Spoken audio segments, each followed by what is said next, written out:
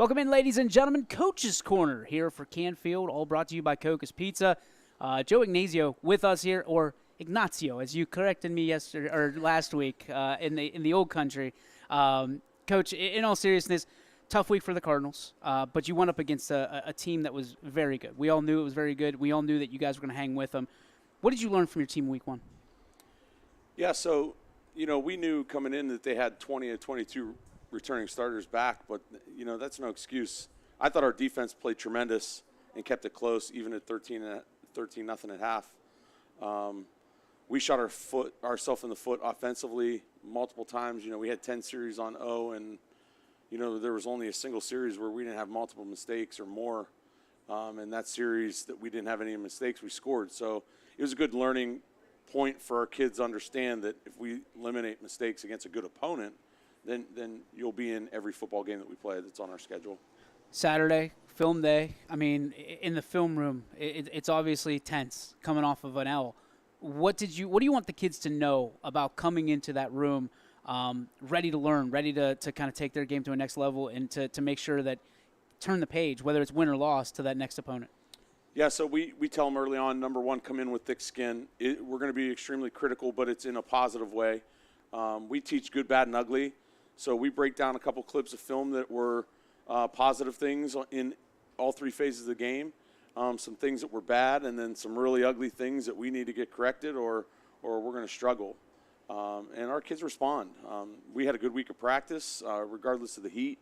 I think at times they're looking at the heat. We have this, it's called a wet bulb thermometer they put on the turf anymore. Okay. And they kind of go over and peek at it to see what code level we're in with our trainer. But I yell at them. I'm like, get away from that thing because we're practicing. Every team in the state of Ohio is practicing this heat, and we're no different. And our kids show up every day willing to work. When they are that willing to work, I mean, that's got to take at least some of the tools out of your tool belt that you have to use. I mean, you've got coaches all over the state, all over this area that are, just trying to push their kids to come to practice, to go to school. You don't have to necessarily do that. Your kids want to show up, they want to win, and they want to be competitive in every game. But how nice is that for you as a coach to not only have that, but to continue to implement that from the foundation up? Yeah, it's been nice. They know the standard. Week one, you heard our guys talk about the seniors that they looked up to in years past. Now they're those guys. Our senior class knows that they need to be role models in that standard and setting that tone and holding guys accountable to that. And they've done a great job of that. How quickly do you – I know every coach is different. How quickly do you turn the page to the next week and then really start digging into film for the next week's opponent? Yeah, so for us, our staff, it's Saturday afternoon after the kids leave. We're critical with them, and we break film down from our Friday night opponent, and then we turn the page right away. The kids probably have through the weekend and up till Monday when we meet again. We do 7:15 to 7:30 a.m. weights. Film. It's optional. We get a majority of kids to respond to that. But, yeah, for our coaching staff, we have to flip the page. Normally we're exchanging film with our next week's opponent either Friday night or early Saturday morning, and then we send stuff off to Huddle Assist to get broken down, and then our coaches are in majority part of the day. Our defensive guys break out, and they go home for the weekends. Offensively, we're in on Sunday. Just because of the nature of our practice, we come back in Mondays in offensive practice, so we've got to have all our game planning done for Monday's practice. So shortly after the kids leave on Saturday, we turn the page and move on. That's win or loss. That doesn't matter what happens the night before. Win or loss. That's Yep. incredible. Yep. All right. This week, give me a scouting report for what you guys are facing this week. Yeah, so Mansfield, I've become familiar with their head coach. We coached in an all-star game a few years back in the North-South game, and we were actually roommates. And phenomenal coach. Gets a tremendous effort out of his kids. I would compare them to a Cheney. Skill all over the place. They've got tremendous size up front. I think their nose guard's 6'2" or 300 pounds. So our kids know they have their work cut out for them. We need to be fundamentally sound in all three phases of the game, and try to match our intelligence with their speed.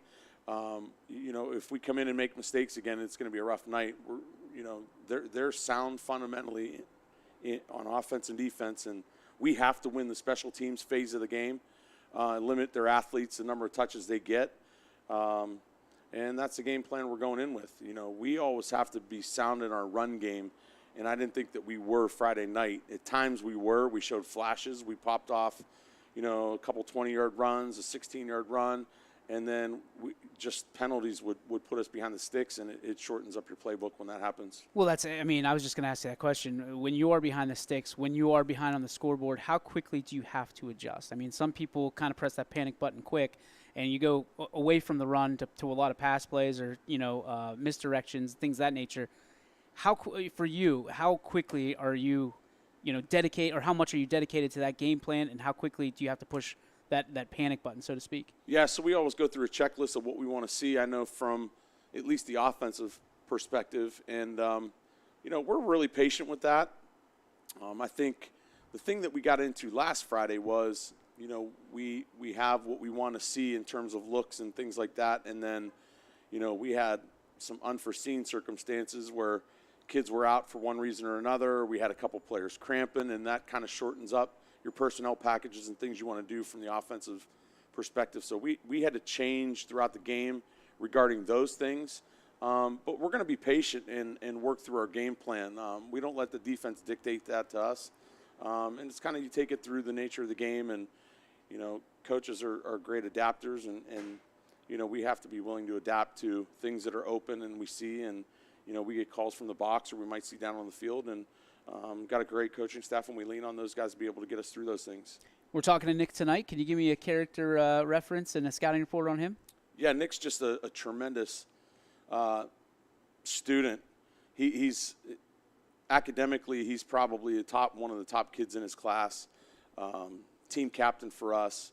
You know, I grew up with his dad, so I know his dad played with my brother at Mount Union and know them well growing up. And Nick's from that same stock, tough, hard-nosed kid, but extremely intelligent. He gets our guys aligned and set, and he's a kid you never have to remind where he needs to be or what route to run or things like that. And, you know, that's where he's a leader for our football team. All right, take it off the gridiron. It is Canfield Fair Week, which is, I've learned, a huge deal for the students and the student athletes and this entire community, obviously. For you, what challenges does the Canfield Fair present? And then what enjoyment situation? I mean, do you get to the fair? Do you get to enjoy it at all? And as an assistant, my wife and I try to get out with the kids. My kids are a little bit older now, so they're out with their friends on their own. My wife and I will probably try to sneak away for some of our favorite foods, maybe one night, but we don't stay long. You know, it was funny, a couple weeks ago, one of the moms asked at a gridiron meeting if the kids were going to be allowed to go to the fair. In the past, we haven't allowed them until after our game on Friday night. But our cheerleaders had a competition there at 11 this morning, and I let our guys at least go see them and support them. But then they know at least try to stay away until after our game on Friday, and then they can go and enjoy it with their families and enjoy the food and atmosphere. You said food, so my radar went up, my antenna went up. What foods are the ones that you and the wife are sharing? I mean, as soon as I get there, it's an automatic corn dog. Is it the dollar dog? Or is it, I heard there's like know. Shirley's or whatever. Like, I go the discount dog right underneath the stands. Whatever corn dog, if I'm walking by a stand, I'm not picky. Yeah, corn dog. My wife's a lemon shake girl. You know, I change. I don't know. Do you have a sweet tooth? Oh, I have a sweet. I got to get a Strauss's malt every year before I leave there. Okay. It was something that my parents introduced me when I was a little kid. Strauss's malts. It's like kind of like a Frosty from back in the day, and most people in my parents' generation know what it is. But if I asked my son or daughter, they'd have no clue. I was fortunate enough my parents introduced that to me, but. Yeah, it depends. Sometimes I'll get, you know, a corn dog. Sometimes I'll get a DeRussa sausage I got to go to. Yep. You know, there's different things, whatever I'm in the mood for. Coach, thank you so much for the time. I appreciate it. Good luck against Mansfield. We're rooting for you. Thanks. Appreciate it. Yep.